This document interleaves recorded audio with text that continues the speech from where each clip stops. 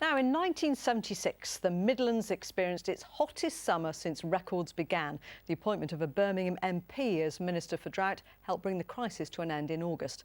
But as Bob Hockenhull reports, the effects of the drought are still being felt 40 years on.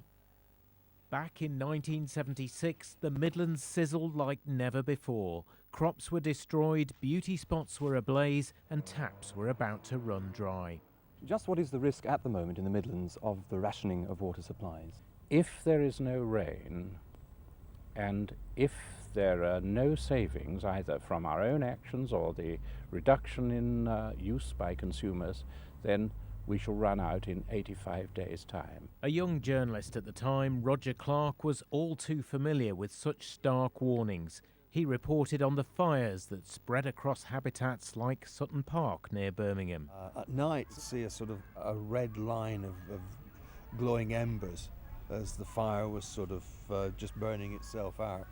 And sometimes you'd drive past and there's smoke that you couldn't see for the smoke coming across the road, and there'd be that sort of acrid smell of burning vegetation and grass.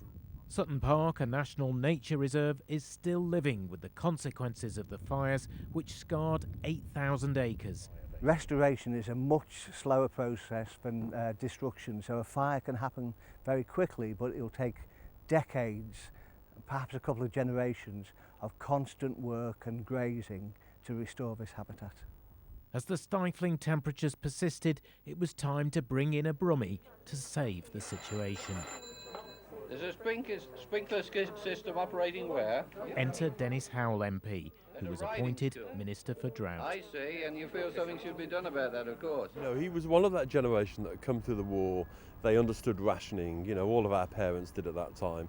And so you could easily hark back to that kind of war spirit.